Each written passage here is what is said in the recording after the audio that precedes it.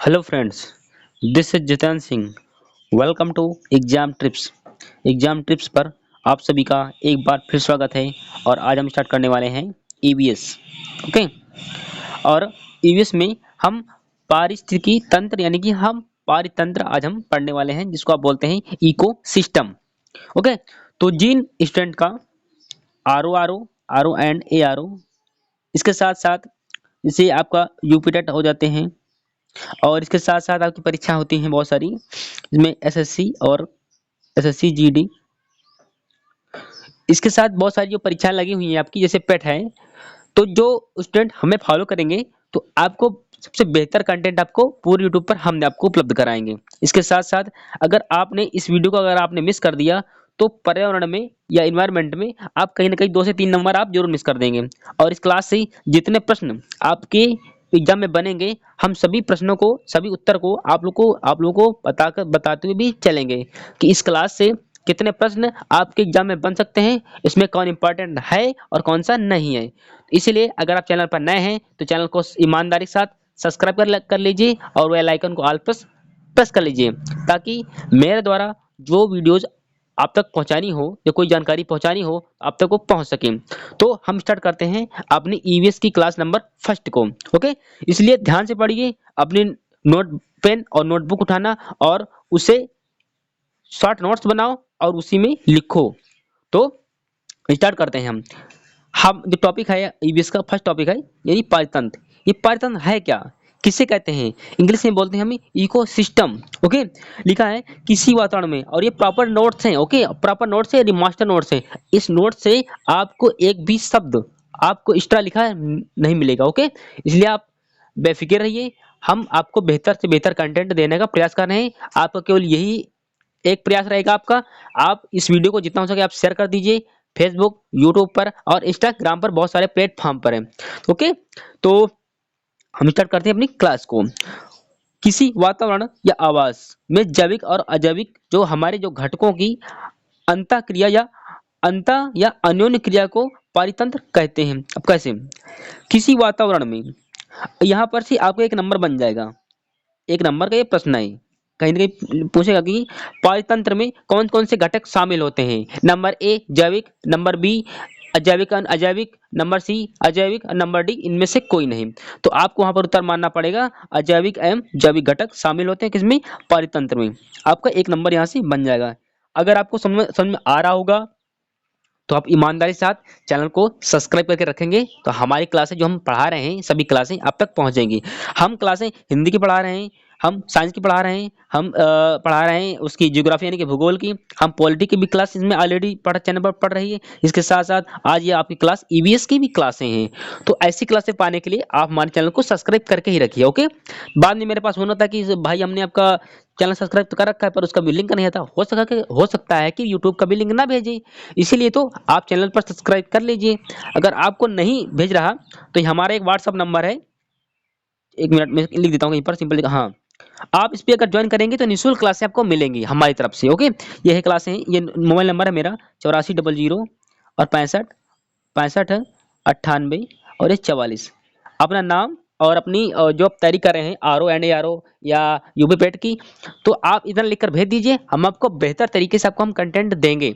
हम आपको फेसबुक उसे व्हाट्सएप से हम आपको जोड़ देंगे। ओके। तो हम अपनी क्लास को स्टार्ट करते हैं। इसमें था कि पारितंत्र किसे कहते हैं। पारितंत्र में दो घटक शामिल होते हैं, एक तो जैविक होता है और एक अजैविक होता है, और दोनों की अन्योन्य क्रिया को पारितंत्र कहते हैं। ओके। अब मान लेते हैं कि एक क्षेत्र है, इसमें इसमें सभी लोग रहते हैं। मान लीजिए कि इसमें 1 2 3 4 5 6 छह पूरे पूरे 6 घटक हैं। इसमें कुछ जैविक मान लेते हैं और कुछ अजैविक मान लेते हैं। अजैविक का अर्थ इस बात से लगाया जा सकता है कि जिसमें जान होता है, व्यक्ति में से करें, व्यक्ति में जान होता है, या जिनमें जीवित होने का संभावना होती है, जैसे आपका पेड़ है, जीवित है। ओके। अब अजैविक में क्या है, पिछली बार जो 2021 का पेपर था उसमें एक नंबर का प्रश्न आया था कि निम्न में से कौन सा अजैविक घटक है। ओके। इसीलिए ये प्रश्न आप लोगों के लिए बहुत इंपॉर्टेंट हो जाता है, इसीलिए हम आपको प्रॉपर तरीके से बता रहे हैं। जैसे मिट्टी है, मिट्टी अजैविक है। ओके। मिट्टी, हवा, धूल, कण ये अजैविक है। इनमें जान नहीं कभी पाया जाता। लेकिन अगर बात करें पशु, मनुष्य, पेड़ पौधे, जीव जंतु, ये क्या है, ये जैविक सभी घटक हैं। ओके, हम बढ़ते हैं आगे की ओर। अब लिखा है पारिस्थितिकी, जो पारिस्थितिकी या पारिस्थितिकी तंत्र या पारितंत्र का नाम एजी टांसले ने 1932 में रखा था। ये आपका एक नंबर का प्रश्न है। पिछले नंबर में, पिछली युवा यूपी टेट आया था, उसमें ये प्रश्न पूछा गया था। ओके, तो इस क्लास को आप इग्नोर नहीं कर सकते। अगला है, अब वहां पर पारिस्थितिकी तंत्र या पारितंत्र का नाम एजी टांसले ने 1935 में रखा था। इसको आप ध्यान रखिएगा। ओके, जिसको बोलते हैं इकोसिस्टम। आप इसको याद, इंग्लिश से आप याद करेंगे, आपको भूलेगा नहीं। आप यहाँ पर जब कभी इकोसिस्टम शब्द आ जाए, यानी इकोसिस्टम, आप एजी ट्रांसले लगाएंगे और 1935 लगाएंगे, आपको उत्तर से हो जाएगा। ये याद करने का सबसे बेस्ट तरीका है। हिंदी में आप कतई नहीं याद करिए, आप इंग्लिश से याद करिए, आपका कंफ्यूजन दो हमेशा के लिए दूर हो जाएगा। ओके, यानी इकोसिस्टम, जहाँ पर शब्द आए, नाम किसने दिया था, एजी ट्रांसले ने दिया था 1935 में। ओके, अब हम बात कर लेते हैं कि कौन कौन से घटक कौन कौन से होते हैं, या मंडल कौन कौन से होते हैं। जैसे हम बात करते हैं, हम एक सर्कल बनाते हैं जल मंडल का, दूसरा बनाते हैं कि वायुमंडल यानी कि हवा का, और स्थल मंडल का। तो अगर हम बात कर लेते हैं किसमें, अगर हम जल मंडल की बात कर लेते हैं, तो जल मंडल में तो आपको शब्द से मालूम पड़ जाए कि वहां पर जल की उपस्थिति होगी। ओके, फिर हम नेक्स्ट बात करते हैं यहाँ पर कि हम बात करेंगे वायुमंडल की, यहाँ पर वायु की उपस्थिति होगी। और बात कर लेते हैं हम स्थल मंडल की, तो वहां पर स्थल की यानी कि लैंड की, यानी कि भूमि की संभावना होगी। अगर हम जब तीनों को अगर मिला दें किसी सर्कल पर, किसी वृत्त पर, किसी क्षेत्र पर, तो वहां पर एक क्षेत्र बन जाता है। यानी जो ये राउंड राउंड क्षेत्र बनेगा या रेड कलर का, ये क्या है आपका, ये आपका जैव मंडल में। तो जैव मंडल में कौन कौन से घटक शामिल, जैव मंडल में कौन कौन से शामिल होते हैं, तो इसमें स्थल मंडल शामिल होता है, वायुमंडल शामिल होता है, और स्थल, जल और वायु, यानी तीनों इसमें मंडल शामिल होते हैं जैव मंडल में। ओके, हम बढ़ते हैं आगे की ओर। अब लिखा है, अगर कोई व्यक्ति जीवित है, कोई जीवित है, तो उसके लक्षण क्या क्या हैं, यानी किससे पता करें कि हाँ वो जीवित है। जैसे श्वसन, अगर कोई व्यक्ति जीवित है, या कोई पशु जीवित है, कोई पेड़ पौधा जीवित है, तो पहली बात वो श्वसन करेगा, वो सांस लेगा और सांस को छोड़ेगा। जैसे कि अगर पौधे की बात कर लेते हैं, तो पौधे ऑक्सीजन लेते हैं और कार्बन डाइऑक्साइड छोड़ते हैं। ओके, अब बात कर लेते हैं, तो परिसंचरण, यानी कि जो आप ब्लड का सर्कुलेशन उसके बॉडी पर दौड़ेगा। फिर आपका थर्ड नंबर में है प्रजनन। प्रजनन वो प्रक्रिया है जो जीवित, जो जीव अपनी वंश को आगे बढ़ाने की में प्रयोग करता है, वो क्या है, प्रजनन है। ओके, और है ग्रोथ डेवलपमेंट, अगर वो जीवित है तो उसमें वृद्धि और गति होगी। यानी ये आपके घटक हैं, और आपका कहीं ना कहीं आप नंबर एक नंबर में आपसे पूछ जाएगा, इसलिए आप इसको ध्यान रखिएगा। ओके, उठाना नोटबुक में और छोटे नोट्स बनाइए। ओके, क्योंकि मैं पीडीएफ वगैरह नहीं देता हूँ, कि ये पीडीएफ वाले, पीडीएफ हमेशा पड़ी रह जाती है। अगर फोन मारा, रिसेट मारा, तो पीडीएफ से सभी उड़ जाती है और सब धारा का धारा ज्ञान रह जाता है, इसलिए मैं पीडीएफ कभी देता ही नहीं हूँ। बात करते हैं सजीवों के प्रकार। अब देखो, ये जो टॉपिक है आपका 3 से 5 नंबर दिलाएगा आपके पेपर में। ओके, अगर आ गया तो सपोसी, जिसको बोलते हैं ऑटोस्कोप, आउटोस्ट्रोप्स उसको बोलते हैं, यानी स्वपोषी, यानी शब्द शब्द से इसे मालूम पड़ता है कि स्वपोषी यानी वो स्वयं अपना पोषण करता है। ओके, अब क्या है, वे जीव जो अपना भोजन स्वयं बनाते हैं, वही तो मैंने बोला कि जो अपना स्वयं पोषण कर लेते हैं वो क्या होते हैं, स्वपोषी कहलाते हैं। जो जीव अपना भोजन स्वयं बनाते हैं स्वपोषी कहलाते हैं। ओके, इसके एग्जाम्पल कौन कौन से हैं, जैसे हरे पौधे, जो हरे पौधे होते हैं वो सूर्य की प्रकाश की उपस्थिति में अपना भोजन बनाते हैं।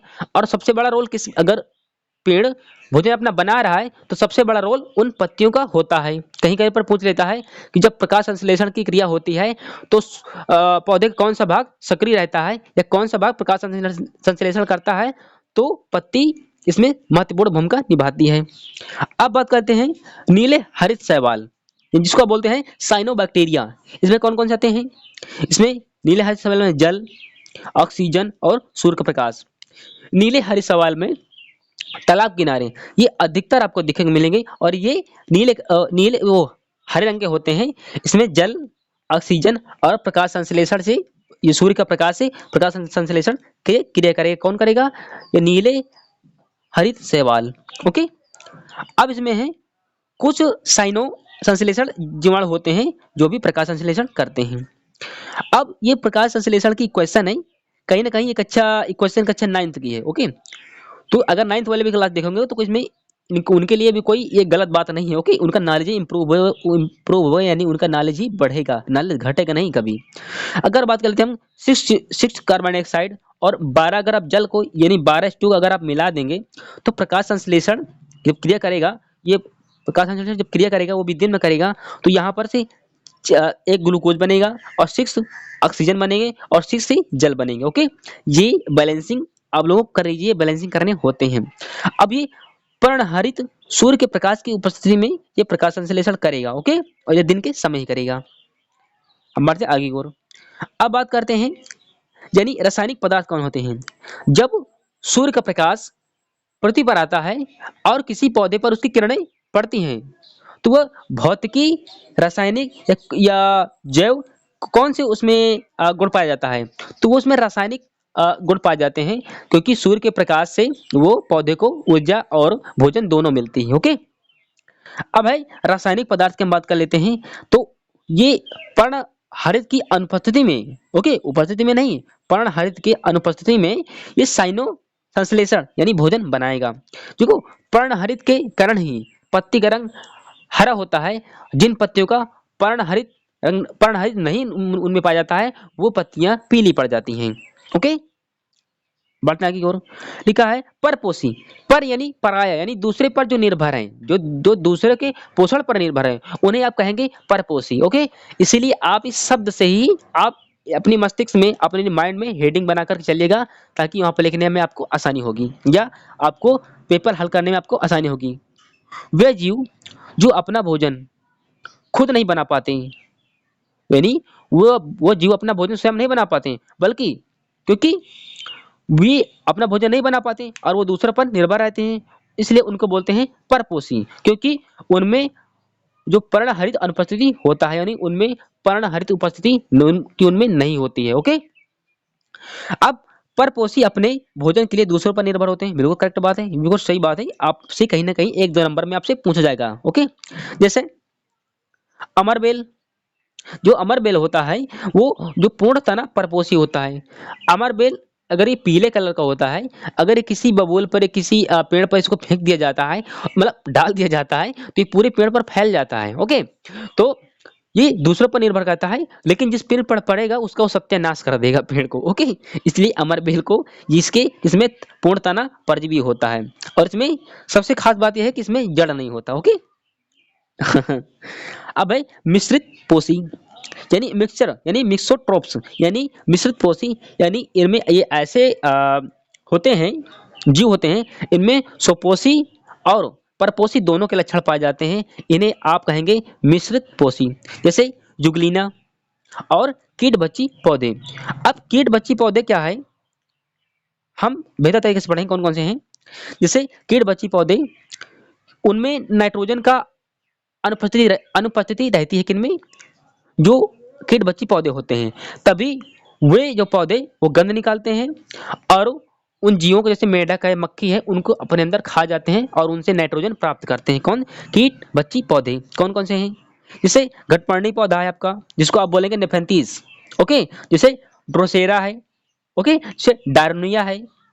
ऐसे बहुत सारे पौधे हैं जो जीवों को, मतलब पौधे वो गंध निकालते हैं और वो जीवों को खा जाते हैं, इसके साथ साथ उससे उन जीवों से वो नाइट्रोजन प्राप्त करते हैं। जैसे ये घटपर्णी पौधा है और नेपेंथीस है, और देखो नेपेंथीस आप बोलेंगे, जिसको आप नेपेंथीस बोलते हैं, और ड्रोसेरा है और डार्निया है, डो डायोनिया जिसको आप बोलते हैं। ओके, ये आपका पूछा जाता है सी टेट में और यूपी टेट में, आपके लिए बहुत इंपॉर्टेंट आपकी ये टॉपिक है। ओके, हम बढ़ते हैं आगे की ओर। लिखा है घटपर्णी पौधा, जिसको आप नेपेंथीस बोलते हैं, ये कहाँ पर पाया जाता है, ये इंडिया में जहाँ पर ज्यादा बारिश होती है, मेघो के क्षेत्र में, यानी मेघो के राज्य में, मेघालय में ये पाया जाता है। कौन सा, नेपेंथीस या घटपर्णी पौधा।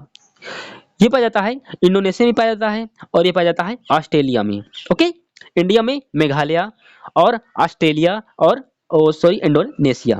ओके, लिखा है ये कीट चुईया, जो कीट होते हैं, ये चुईया होते हैं या मेढक होते हैं, मेढक आदि को नाइट्रोजन की कमी को पूरा करने के लिए आकर्षित करते हैं, तभी ये गंध निकालते हैं। उन गंध के द्वारा कोई भी कीड़ा उस पेड़ पौधे की ओर अट्रैक्ट करते हुए चला आता है, और जैसे आ जाता है तो उसका जो फल उसका जो फूल होता है वो अपना जबड़ा बंद कर लेता है और वहीं पर दबा करके मार देता है, उससे नाइट्रोजन प्राप्त करता है। ये घटपर्णी या नपुंसक का पौधा। ओके, तो इस क्लास से जितने प्रश्न बने थे, जितनी मुझ में ताकत थी या जितने मुझ में कैपेसिटी थी, जितना मैंने बुक से अपने गुरुजनों से सीखा है, मैंने बेहतर तरीके से बताने का प्रयास किया है। इसलिए ये क्लास फेसबुक पर रहेगी और आपकी रहेगी यूट्यूब पर। दो हम प्लेटफॉर्म यूज करते हैं। इसके साथ साथ अगर फेसबुक पर अगर आप सर्च करेंगे एग्जाम ट्रिप्स, ऐसे एग्जाम ट्रिप्स, ऐसे T I T R P S E trips 11M, अगर आप सर्च करेंगे फेसबुक पर तो एग्जाम ट्रिप्स 11M आप जब सर्च करेंगे तो उसमें मेरा एक पेज भी मिल जाएगा। इसके साथ साथ उसमें एक ग्रुप भी बना है, तो चाहे तो आप ग्रुप को ज्वाइन कर सकते हैं। हम बेहतर से बेहतर उसमें कंटेंट डालते रहते हैं। तो थैंक यू मेरे दोस्त, मिलेंगे हम नेक्स्ट वीडियो में। उससे वंदे मातरम, जय हिंद, वंदे मातरम, धन्यवाद।